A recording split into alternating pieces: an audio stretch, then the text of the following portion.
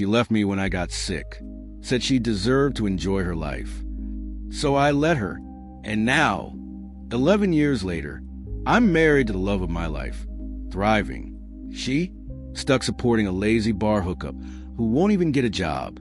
And me, I don't even remember her name most days. If you've ever been abandoned, underestimated, or written off too soon, this story is for you. Tap that like button, hit subscribe, and share this video with someone who needs to be reminded. Sometimes the best revenge is living so well, they wonder how they ever let you go. I wasn't always a guy with a great life. In fact, there was a time when I could barely stand up straight, let alone look in a mirror. It started with a health scare, a serious one. I'll spare you the gritty details, but imagine going from healthy and active to barely able to get out of bed. The world shrinks fast when your body betrays you. So does your support system, especially when your support system tells you, flat out, that she's not signing up to be your nurse. That's what my wife of over a decade said to me. She didn't cry. She didn't hesitate.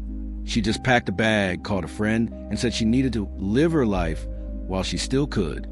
I still remember her exact words. I didn't sign up for this.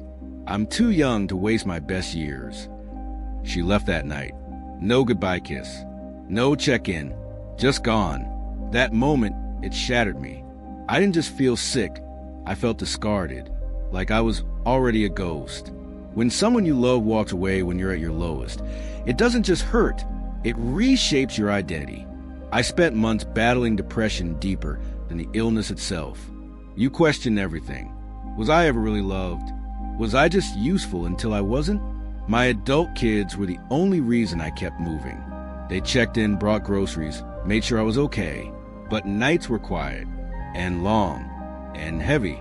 I wanted to be angry at her, but mostly I felt empty.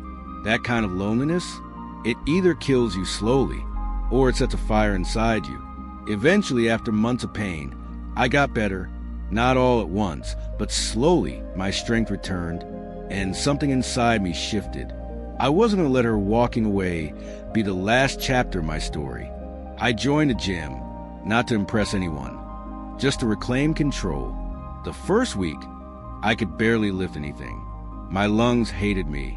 My joints screamed, but I went back every day. Then one night on a whim, I joined a whip dancing club. Yeah, you heard that right. Whip dancing. Something wild and out of character. Something she would have laughed at. And that made it even better. I started going out with friends again. Real friends. People who didn't judge my past or pity my struggle. I went fishing on the weekend with my kids. We laughed. We healed. I dated here and there. Not seriously at first. But more importantly, I made amazing female friends. Smart, kind, beautiful souls who helped me rebuild my self-worth. See, here's the thing about being broken. When you put the pieces back together, you don't have to use all the old ones. I became a better man, not despite her leaving, but because of it. I traveled. I danced. I discovered things about myself I never knew existed. And then, 11 years later, I met her. Not her as in the one who left. Her as in the woman I was always meant to meet. She was radiant. Not just beautiful, but grounded, wise. She didn't just walk into my life. She filled it with light. We got married. And it wasn't a fairy tale. It was real, solid, joyful. We've been together now almost 30 years. And one day, while we were sitting by the lake, just the two of us, she looked at me and said something I'll never forget. I owe your ex a debt of gratitude. If she hadn't let you go, I'd never have found you. Now let's talk about my ex. She didn't find the freedom she was chasing. She found a guy at a bar who looked fun until the fun ran out. He refused to work. Sat around all day. She paid the bills, paid the rent, paid for his bad habits, too. From what I heard, through the grapevine, she's still stuck with him. Still bitter. Still angry at the world. Still blaming everyone else. I don't even think she realizes she handed me my freedom. There's no grand showdown. No dramatic speech. She doesn't even get a mention in my daily thoughts anymore. And that, my friend, is the best kind of revenge. Because revenge doesn't always come with fireworks or face-offs.